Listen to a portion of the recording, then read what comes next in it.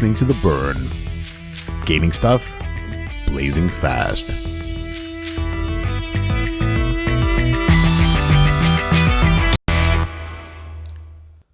Welcome to a new episode of The Burn, a podcast about gaming done blazing fast. I am Aviv Manoach. And I am Omer Kaplan. Good morning, good afternoon, good time Good zone night, difference. good Yes. twilight. how are you? How's your day? Pretty good, going well. I've managed to do some catching up on a bunch of tasks I needed to do. So That's good. it's going well. That sounds productive. Yeah. I That's- had to that's put good. put in the calendar a bunch of little things I need to remember to do. So, for example, write show notes. Yes. And not only write show notes by like doing grammar and writing proof my show notes, which is great. Oh, that's because I have Grammarly activated and it's like redlining the problems, and then I was searching for like 5 minutes on how to write ludicrous properly and not confuse it with the rapper. Yeah, exactly. So there's two ludicrous in the world. One is the actual word, and one is the, rapper. The word is ludicrous. The rapper is ludacrous. Yes. So things we learned before 8 Oh, a.m. it's not even ludacrous. It's ludacris. Ludacris. Yes. Yeah, actually, I put a link for you in the show notes so you can actually. Yes, I know. Oh, yeah, it's pretty good. All right, good. Let's talk some video games today. Oh, No, you need I to do don't the want whole, to. Yeah. Okay, so forget. Let's talk the weather. Weather is fine. No. So we are The Burn, a podcast about gaming done blazing fast. Each episode we talked about a game we played and have thoughts about, and a news topic that we want to talk about. I instructed Omer specifically to not bring sad or annoying news. Just talk about positive things. Okay, listen, if I hear one more news about Cyberpunk getting, investigated by the Polish consumer organization, I'm going to I can't deal with this news anymore. So yeah, only happy news today. I don't care about that at all. Exactly. You can listen to The Burn on our website or a web page. You can go to the theburn.live and you will get to the Anchor page, and then you can find all the episode and subscribe and stuff. And you can also follow twitch.tv/icel.me, where I live stream sometimes, but not a lot lately. I got a new keyboard last week. Oh, nice. It's Is it the mechanical clicky type? Yes, but the previous one was also a mechanical clicky type. This is MSI Vigor, some model number, low profile. So it's kind of like a laptop's chiclet keyboard, but mechanical. And it's really good so far. I really like it.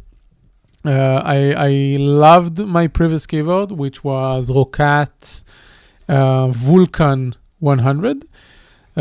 Trouble was that after about 2 years, some of the keys stopped working or double clicked, and it was like random. I had it in one of my keyboards. It's one day, like the L key was either missing or doubled, and then the space, and then like there was a whole month of me not being able to press Alt Shift properly. And it was a nightmare switching between languages. I actually had the same issue with my keyboard, I think a year ago, and it was the actual laptop keyboard. I think it was like a year or 2 years ago. And the thing so I was like pushing through it and like, doing like pressing Q and then deleting and then pressing Q again, because like sometimes it will stutter. The thing that broke me is that I was playing, MOBAs at the time, and I couldn't press R to like activate my ultimate ability. And I was like, if I can't ultimate, I can't use this keyboard anymore. So I had to go and replace it. And they actually ended up replacing so the keyboard probably sits on another like component. So it was the keyboard and the speakers. at the same time. So anyway, it was fun times. So the thing that broke me sounds like a reason to replace the entire laptop. Yes, can't activate Ultimate, replace laptop. What broke me was a combination of the space bar and switching languages. Because, well, it either didn't put on a space or it put on double spaces, which is my most hated thing in the world. Yes, I can totally relate. This keyboard, because of the low profile, I'm not yet used to judge how strong to press the keys. So sometimes I press the spacebar wrong. But it will get better as I get used to it. Yeah, you'll get used to it in like a month. You'll be fine. You won't even think about it. Yeah, but overall I like it. You need to you need to speak about the game because I'm excited for your game this week. Yeah, but keyboards are relevant to the show. I know, but I have so many questions about your game. Okay, fine. Let's talk Assassin's Creed Valhalla. Yes. I bought Assassin's Creed Valhalla for the PlayStation 4 about, I don't know, a month and a half ago, something like that. I wanted to finish Odyssey before I buy it. Like, I previously played Odyssey. I didn't finish the game because I got bored of it, but then I bought the complete package for PlayStation 4, and I was thinking, I will play through the story without doing any side stuff. It will go quickly, and then I will buy Valhalla and continue from there. But then we were recording Game Burning podcast, and one of the other hosts plays Valhalla, and he broke me, and so I bought Valhalla for myself. It's the new installment of Assassin's Creed series, follow-up to Origins and Odyssey. In the timeline, it continues the story of Layla Hassan from the modern day perspective, and on the historical front, take us to the 7th century, to the Nordic conquest of England. So you start the game in Norway, which they did a really terrible job with it. Assassin's Creed, at least the last couple of games, are all about exploration and climbing stuff and stuff like that. Well, Assassin's Creed were always about climbing stuff. Mm-hmm. And Norway in this game is, it's too mountainous and it's covered in snow, which make it very hard to go places. The snow slows you down. Climbing mountains is annoying. Your horse can't really ride if the inclination of the mountain is too steep. Mm-hmm. And all of this come together to a very, very annoying map, and that's like the tutorial map. And you also don't have leap of faith in Norway, and so overall a bad tutorial area. I was playing for 4 hours in it, or 6 hours, or whatever, and I really wanted to get out of it, despite how much I love snow.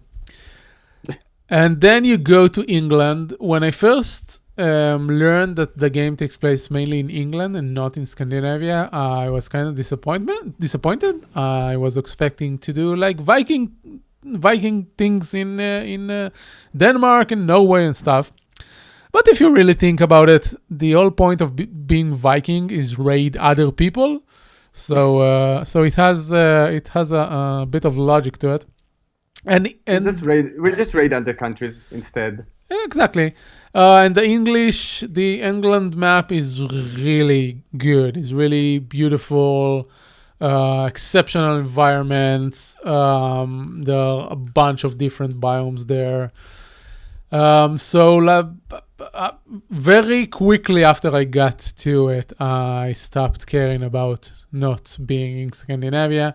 And also, well, all of us love like English history and stuff.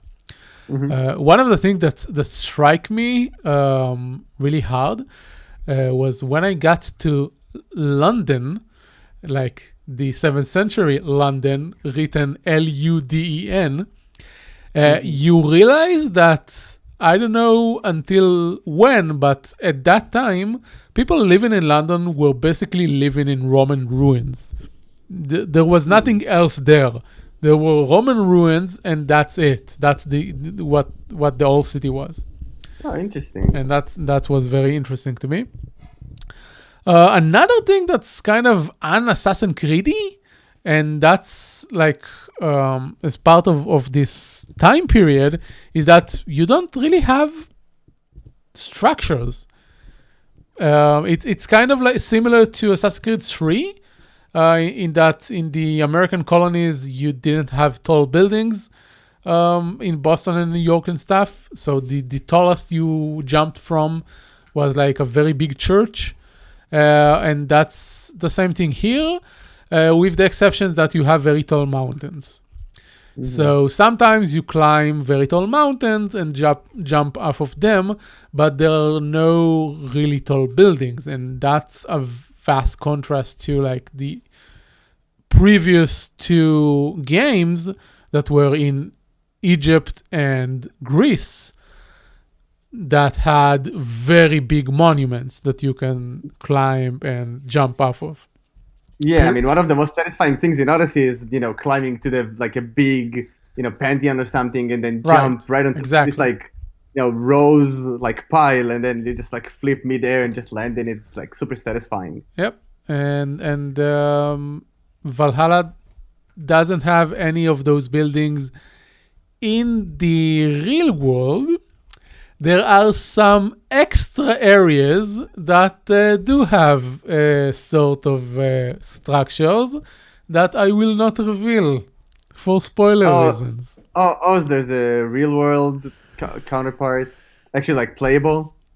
There is a dream sequences that are their own maps. I have a suspicion about those sequences that I haven't played to the end of them, but I believe they're like a memory within a memory, like they did in Assassin's Creed 3, Revelations. With they did that with Ezio and what's his face, the first one. I have no idea. Altair. Ezio and Altair. So in Revelations, Ezio find like memory disks that are like precursor technology, and that Altair recorded his last years on them. So you do like a memory within a memory thing, because the basic premise of Assassin's Creed is that all our memories are stored in DNA, and if you have a device that can read the memories within DNA, you can relive it. So that's the entire premise of Assassin's Creed.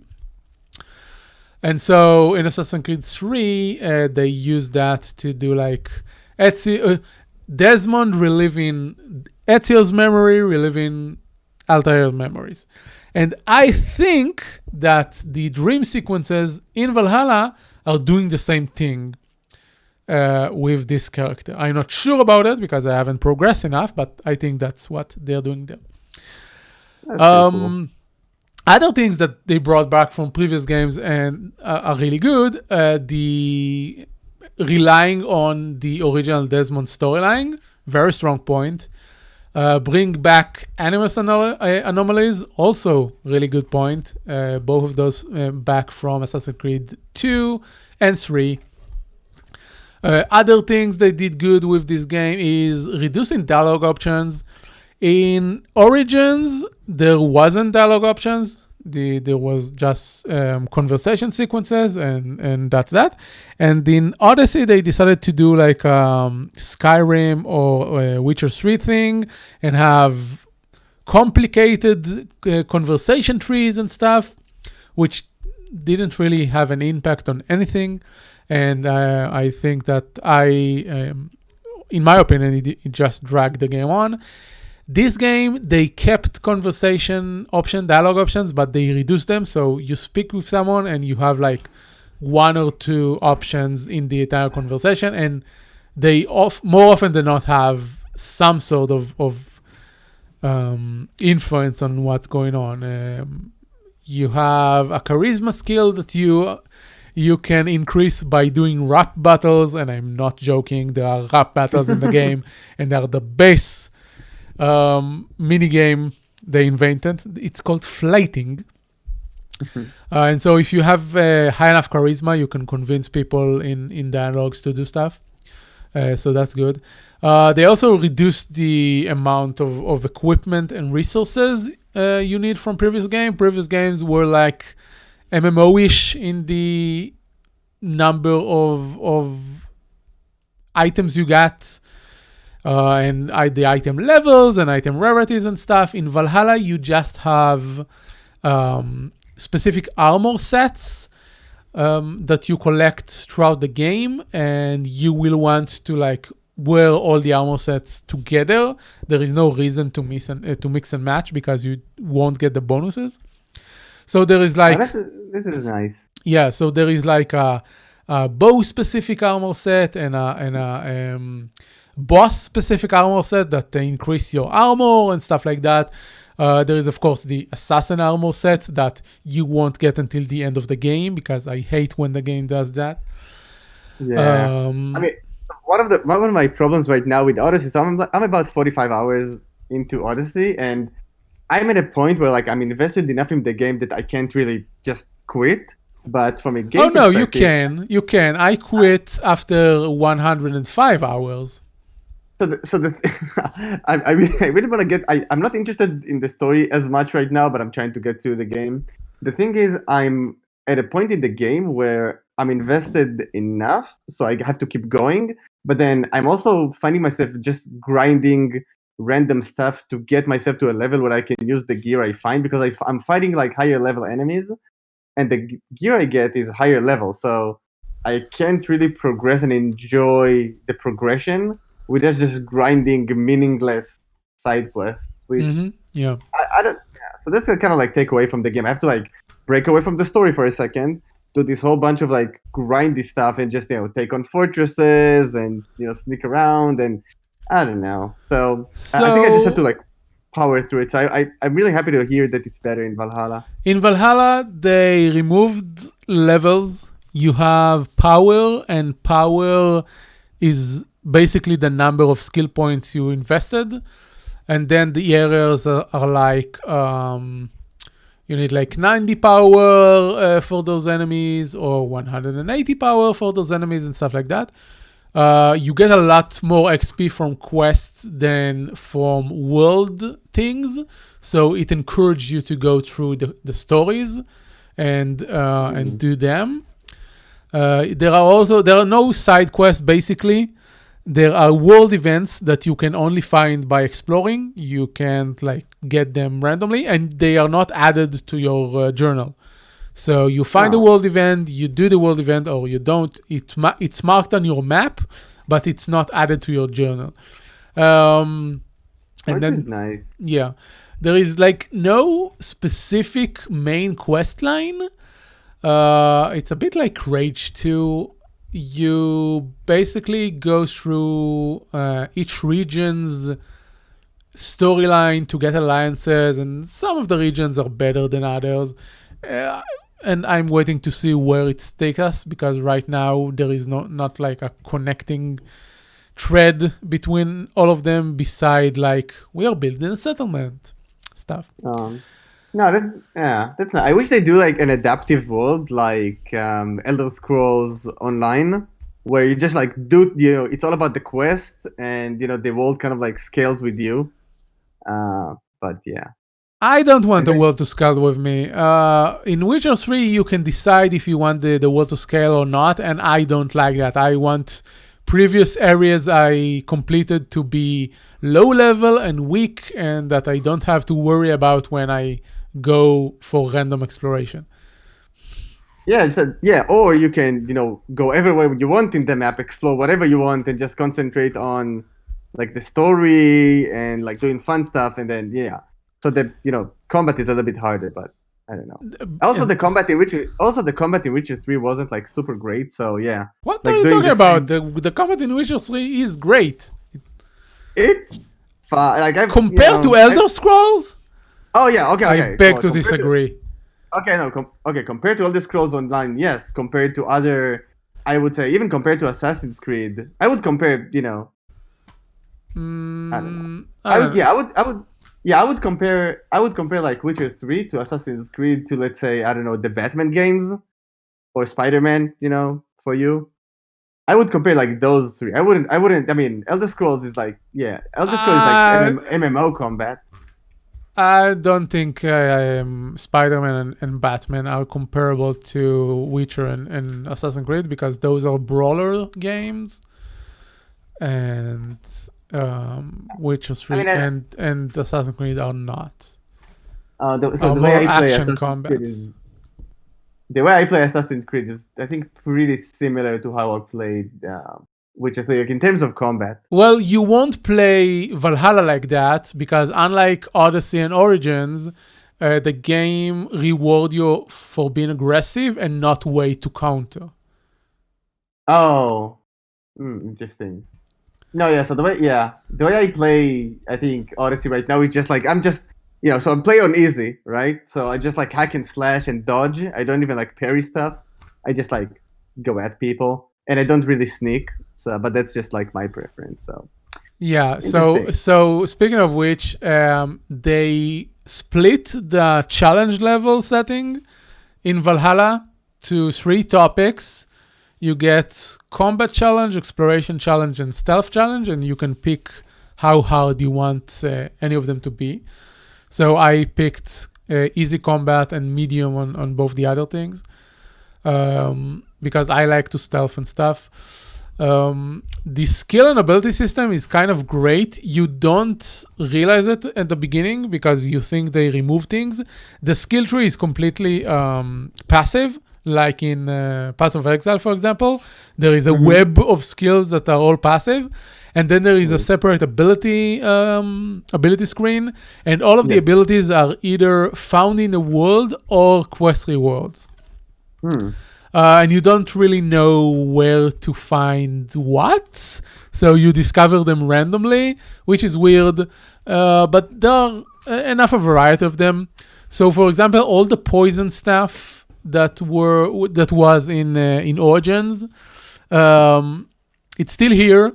You just have to do a quest from the assassins to get the poison stuff.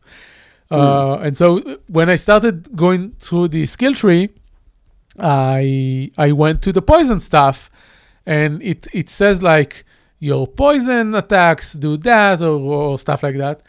And I was like, I don't have a poison attack. Why do I need those skills? And then I did the assassin quest and I got the poison attacks, and that made sense. So there is this skill called miasma, where if you kill someone with a poison attack, it does a poison cloud. And then you can just cause a huge pandemic that kills everyone. And I love that. And that was the best skill in Origins. They took it away in Odyssey, and I was annoyed. But it's back. There is. Wasn't it one of your favorite skills in Warframe too? Like using the necromancer spreading thing? No. Okay, I vaguely remember you like something along the lines of that in Warframe. No. You're just, the pandemic person. Exactly. I just like to sit at the side and watch everybody die without me doing anything. That's my being an Assassin's Creed. Nice. My only problem with the abilities is that they all cost adrenaline to use, so you have between 2 to 4 uses before you have to do other things, so you can't spam your abilities. And I don't like that. And they have cooldowns, or this is just the adrenaline? No, there is no cooldown, just adrenaline. Okay. And you have to spec yourself if you want to get adrenaline from stealth and from looting and stuff, which I have. I'm maybe halfway through the game, and I already got everything I can want from the skill tree, which means that I ignored all the combat stuff. But I have like all the stealth ability, all the bow abilities, so I have everything I want. Yeah, it's kind of funny how we play those games differently, which is good. I mean, for the game, because I maybe used the bow like twice in Odyssey.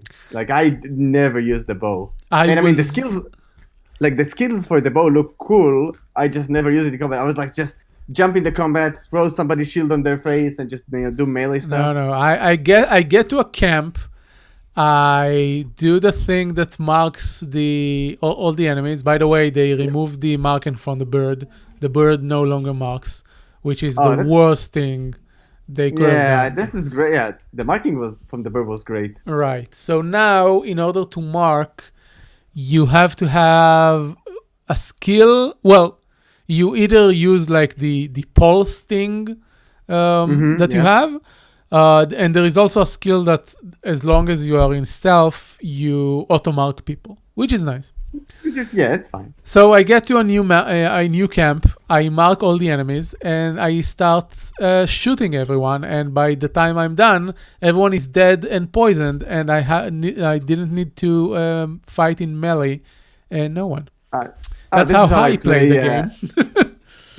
No, this is how I play Far Cry games. But yeah, in Assassin's Creed, just like, I just stealth the peripheral and then jump in the fort and like do business. So I like it like that we both get a different experience, but we both like enjoying it. So right. Nice. Another good thing they added is the ability to, if there is a stronger enemy than you that you can't one-shot kill with stealth kill, it gives you like a quick time event. That will allow you to kill them anyway. So if you press the button just right, you can still kill them even if they are higher level or a boss or something. So that's cool. It's a nice thought. Yeah. Okay, I think we talked enough about Assassin's Creed. Let's talk news.